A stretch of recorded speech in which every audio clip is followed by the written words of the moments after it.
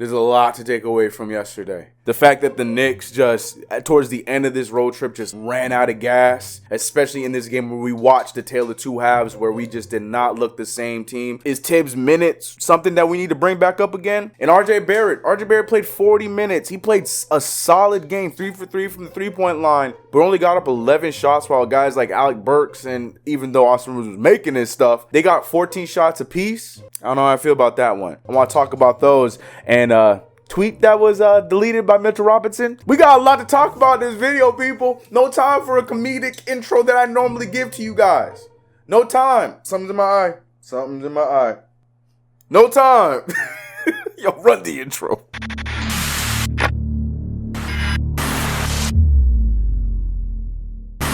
What's going on, CK Crew? It's your boy CK2K. Welcome back to another You okay? I didn't mean to hit you like that. I'm so sorry. Welcome back to another video. If you haven't already, make sure you subscribe to the channel, hit the notification bell. Do not forget to like this video. Like I mentioned, there's a lot that happened. I apologize there was no video yesterday. Little ones are not feeling good right now. They're better now, but it's been a long week right now, but everybody is good in the household right now. And also, with yesterday being what yesterday was, even if they were feeling good, I don't know if I would have been in the hyped up basketball mood to be talking about hoops, because it was just yesterday was the anniversary of a very rough day. So rest in peace to Kobe, Gigi, and everybody else that was on the helicopter. And also rest in peace to Sekou Smith, man. That went under the radar. Sekou Smith was somebody, you know, of the entire NBA TV crew. I'm not a big NBA TV fan, but Sekou Smith was somebody I really enjoyed. I thought he was a good writer. He had a lot of respect of a lot of the NBA players that were in the league. I liked him. He's been on NBA TV as long as I've watched NBA TV. So to hear that he passed from COVID, it was really sad. So, you know, rest in peace to him as well. I feel like it wasn't really, you know, talked about as much. Not saying it has to be. Yeah, he was definitely somebody on that network that I really appreciated. So my condolences to his family. So yeah, so yesterday was just a rough day. So you know, outside of everything else that was going on, I don't even know if I would have been able to make a video in the first place. But we are here today, coming off of another Knicks loss that just felt, it was a rough game because it started off so well. We looked like we had just had the Jazz's number. It looked like it was a continuation of what happened the last time we played the Jazz. Donovan Mitchell was missing shots yet again. We were making everything. We had a reemergence of Austin Rivers, who literally in my last video, I had said that Austin Rivers tends to have those kind of games, but I believe that he's still going through just, you know, being that he missed a lot of practice time and a lot of training, that, you know, he's just going through a slump right now, and he got out of that slump yesterday, even though, you know, second half he looked like the Austin Rivers that we saw in the last few games. It was just a rough one to watch, you know, for us to be up 15 and then lose by 14 at, you know, towards the end of the game. It was just a rough pill that we had to swallow. Yeah, another tea. Hold on. I got my Black Panther mug back. It's finally clean. And I'm wearing the Black Panther hoodie too. Golly, rest in peace to Chadwick Boseman. That's not a good way to start the video. And the Knicks losing doesn't help with the energy. I'm so sorry, y'all. But yeah, let's talk about the Knicks start before we get into anything else. And like I said, we ended the half up 59-46, and everybody on Knicks Twitter, everybody on social media, everybody was excited about what product we were seeing from the New York Knicks in that first half and hoping to see another Knicks win. But then the second half happened, and we looked like a very familiar face, and that was the Knicks of the old, where the third quarter of doom just took over and the Utah Jazz were able to take advantage of us in that second half. 34 points in the third quarter and 28 points in the fourth quarter to our measly 22 in the third and 13 in the fourth quarter. What went wrong? Well, I'll tell you what went wrong. Everything. Our defense got really lackadaisical. I feel like we did a good job with defense in the first half. We were doing a great job with Donovan Mitchell, who we were marking him up. You know, Michael Conley wasn't doing the greatest to begin with. You know, Joe Ingles, we slowed him down. Rudy Gobert. But you can see that the team did what the Jazz typically do, and they slowly chipped away till they got back into their game and their style of play. And we saw that in the second half. I mean, if you look at the Jazz's box score, literally everybody is like a plus 10, plus 3. We have Michael Conley and Rudy Gobert plus 27s. Like, they all played, you know, the way the Jazz normally typically play. I still like seeing that Donovan Mitchell shot 3 of 15 with only 9 points against us. But yeah, man, it was just a complete team effort from the Utah Jazz, where we just completely folded. In a game where Austin Rivers started off 10 for 10 in the game in the first half, then only ended with taking 4 more shots and ending with 25 points for the game. It was really rough to see, and that's just what part of the sample size. We didn't really get good point guard play in yesterday's game. Yesterday was a sentiment to, you know, I mean, Mayo quickly is still a rookie and we can't really jump to conclusions. Is he still our best option? Yes. I'm not saying he's not. I still want this to happen, but I'm also letting you guys know that, you know, he's still a rookie and he's allowed to have nights like he had last night. But unfortunately, it just was not there for him last night. Can't really say that the guy ahead of him, you know, Elfrid Payton, was doing much else at all himself. Elfrid Payton went 2 for 7. He only had himself about 4 points for that night. You know, he wasn't doing much either, but at least Emmanuel quickly was being crafty. He was 4 for 4 from the free throw line. He was getting on the boards and he was affecting the game other ways, and that's normally what he does. But what I really hate to see is we got to combine 15 assists as a team. That's not a lot of assists. Alec Burks struggled last night, only 9 points after shooting 14 shots. Julius Randle had a Julius Randle type of game. It wasn't, you know, full level Julius Randle that we're accustomed to seeing this season, but at the same time, Julius Randle was probably the only one that was at least keeping us in the game. 4 for 4 from the free throw line, 6 for 16 from the field, 18 points, 10 boards, 4 assists. Like, Julius Randle did what he could do to try and keep us in the game, but there's a whole lot of nothing going on from literally anybody else. I mean, the only other people to get in double digits was himself, RJ Barrett, and as mentioned earlier, Austin Rivers with 25 points. And let's talk about RJ Barrett, because there's a lot of people who were upset and believe that RJ Barrett wasn't getting enough shots. And I mean, he was 7 for 11 last night and still managed to get 17 points. 3 for 3 from the three-point line. I want to also add, he was 0 for 2 from the free throw. He's been shooting great from the free throw all season, but this was one of those few times he did not shoot well. But he only got 11 shots. And like I mentioned earlier, guys like Alec Burks, who got 14 shots, I understand he's an offensive guy, but I'm still not sure if I entirely want him taking more shots or that many more shots than RJ Barrett, as well as Austin Rivers, who got 14 shots. But Austin Rivers is probably an anomaly because his shot was on. So you can't fault the guy for shooting 10 shots and making 10 of them in a row. He unfortunately did miss the next few, but he was on. So I'm not going to get mad at that. Even Emmanuel quickly shot the same amount of shots as RJ Barrett. So the question then comes back to, is that RJ Barrett's fault? That's hard for me to say. I don't entirely believe it's RJ Barrett's fault. I think it comes back to, like I've been saying this entire time, the point guard play with RJ Barrett. We can't put down Emmanuel quickly because I don't even think they really saw many minutes together. There was some instances where they were on the court together, but it wasn't very often. But when RJ Barrett was on the court, Elfrid Payton and Julius Randle, who are probably our only other ball movers that are not named RJ Barrett, they had a combined 6 assists. And I'll let you know which one had more assists than the other. It wasn't the point guard. It's something that's really lost for this team because, like I mentioned, and we saw it in that second half, when the ball doesn't move, we don't play well. We're not a team that we have a guy that just goes out there and gets buckets. I understand Austin Rivers had the first half that he had, but you can tell in that second half, once that shot stopped falling, then we had no other option at offense. We need to be a ball-moving team, and nights like last night will happen if we don't move the ball. To only have 15 assists is pretty crazy to me. On the other side, the Jazz had 24 assists. They almost had 10 more assists than we did as a team. You know what I'm saying? 15 assists is not good, especially for a team like us where we don't have that go-getter. I understand RJ Barrett and Julius Randle have been doing a great job at that this year, but we don't have that guy that, you know, you can ISO every single play. He's guaranteed a bucket every single time. He's not that James Harden, not that LeBron James, Kevin Durant kind of guy. We don't have those type of players. So with a team like this, team ball is what's most beneficial, which brings me to a point of another guy I talked about in another video. I'm not going to say his name in this video, but just know that the rumors are heating up a little bit.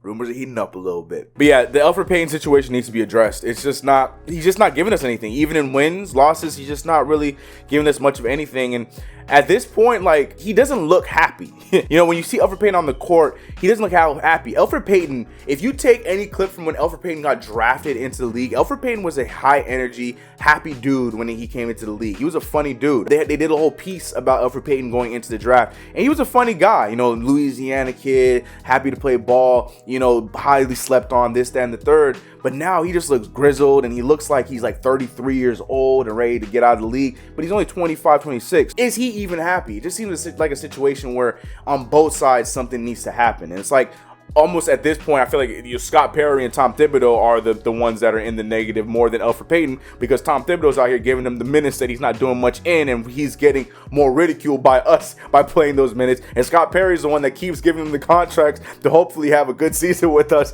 but it's just garnering more hate from the Knicks fans. I don't know, but it's just something needs to be shaken up with that, because like I said, 15 assists, like I get it, it's okay, it's a solid number, but to me, for a team like us, we should be averaging around 20 to 24 assists a game, because that's just the type of team that we should be. We should be a ball moving team. Obi Toppin had a solid game, 2 for 2 from the field, but only 13 minutes. I don't understand how we're using Obi Toppin, why we're using Obi Toppin like this. Like, I don't get it. I know there's some people who are a little skeptical with Obi Toppin, but it's hard for me to even get skeptical about a guy like Obi Toppin when I don't really ever feel like we've ever given him a solid chance to prove himself or really do anything that to his strengths. Like, but he's our 8th overall pick. I understand Emmanuel quickly has had the start that he's had and he needs the minutes that he's getting, but at the same time, why are we not giving that same opportunity to Obi Toppin? I get it, Julius Randle's ahead of him, but those are conversations that we need to be thinking about. Kevin Knox didn't really get much time. He was 0 for 1, 8 minutes in yesterday's game, but you could tell it's going to be a rough one. It's always a rough time for Kevin Knox when he's playing against Joe Ingles. It's just how it's always been. Joe Ingles has always had his number, and it's too aggressive for Kevin Knox. We've seen that many times in the past, and tonight was one of those times. But yeah, there's so many things we could point at, but to me, the biggest thing was just the run. The team ran out of gas. You could tell the team was just completely dead out there. There was no gas left in the tank, and this is just the way that Tom Thibodeau teams are played. Like, it's hard for me to even have this conversation of should the Knicks be playing more guys and should we be resting our guys, this, that, and the third. For the first time in a long time, we saw 11 players play last night. In the actual rotation, I mean, it was about 8 or 9 folks that were in the actual rotation, but we saw a total of 11 players play last night, and that's not normally Tom Thibodeau's style. But at the same time, we could sit here and ask for Tom Thibodeau to, play the players less minutes. Julius Randle played 35 minutes. RJ Barrett played his normal 40 minutes last night. But I just don't think that's ever going to change. Never has, never will. That's just who he is. But is this a direct result of it?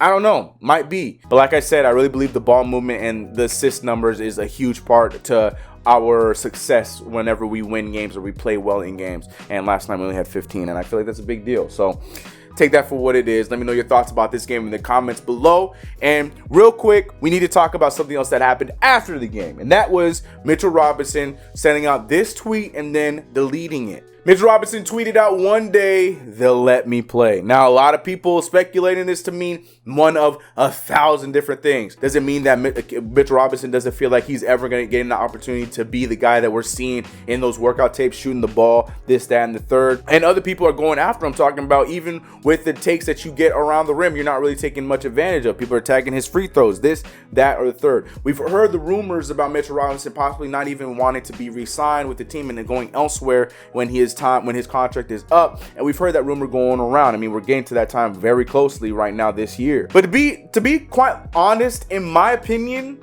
I feel like that's more on us. I think Mitchell Robinson has an actual point to this tweet. I don't think it has anything to do with the three-point shooting and Mitchell Robinson, trying to bust out his shooting game. I think it's more the fact that we don't utilize him at all. Mitchell Robinson could be a solid pick and roll player, as we've seen in so many instances with Frank Ntilikina, with RJ Barrett when he gets to run the ball, sometimes with Emmanuel quickly. But other than that, Elfrid Payton doesn't typically use him as a pick and roll player. We see him set a pick and then roll out or pop out more than we ever see him roll. And if he does roll, he's not looked at. We use him as a pick, we go over, we get a three-point shot or something like that. We don't use Mitchell Robinson the way that he could probably be used better. Like I said it, people want to compare him and hope that he would be one player or another player, but I always said that Mitchell Robinson at the very least could be what Tyson Chandler was for this team, but we don't use him the same way. Tyson Chandler we use on the pick and roll a lot more frequently, and this is why I bring up names like he who will not be named in this video, because then I'm gonna have to hear everything. But like I said, those trade rumors,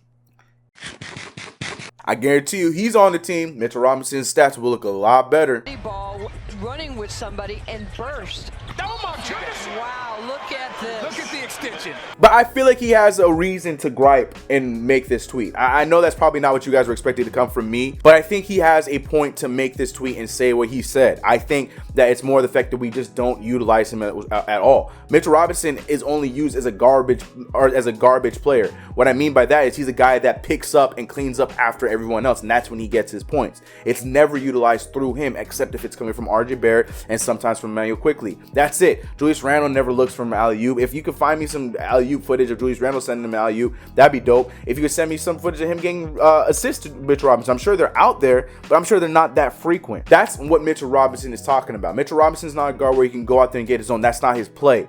But at the same time, we don't utilize him outside of just being a defensive player. And I really think that Mitchell Robinson, at the very least, could be that Tyson Chandler role, but we don't use him in that way, leading to a tweet like this saying one day they'll let me play 100, and he deleted it right away. It was up for a minute and he took it out. And to be completely honest with you, I hear him. Like, I know a lot of you guys probably thought I was going to go in and hate on this and whatnot. No, I hear him, and I agree. I completely agree. We never use him on a pick and roll. We don't ever run pick and rolls. He's done a great job at setting picks this season compared to in the past. Mitchell Robinson used to do these lazy little like shoulder leans, and that would be it. He's doing a good job at setting picks this year, but we don't use them. What do you guys think, though? Do you guys think that Mitchell Robinson needs to be stepping up his game more before complaining about this? Or do you agree with me? Do you agree that we're not using Mitchell Robinson at all in the pick and roll game? But let me know your thoughts about everything that happened in last night's game. Mitchell Robinson's tweet, RJ Barrett not getting enough shots, point guard play, etc., etc., etc. Let me know how you feel about everything in the comments below. I know we have not had time for comments of the video. I do want to change comments of the video a little bit. Instead of waiting to the end of the video for comments of the video, I think what I'm going to do is I'm going to read the comment of the video at the top. I don't know. I'm still trying to work out what I want to do for that, because I really love doing comments of the video. We might just keep it the same. I don't know, but these videos are so long. If you guys want me to still throw them in, even if the video is really long, let me know in the comments below. But it's been your boy CK. I'm going to catch you guys in the next one. If you haven't already, make sure you subscribe, hit the like button, and do not forget to hit that notification button. Join the CK crew if you haven't already. Anyways, be your boy. Catch you guys in the next one. Let's get it. I'm out of here. Let's go Knicks. See you guys tomorrow. Feeling like I won the lotto. Always taking trips with a new chick, asking where the time goes. And I wonder if this is all I'll know.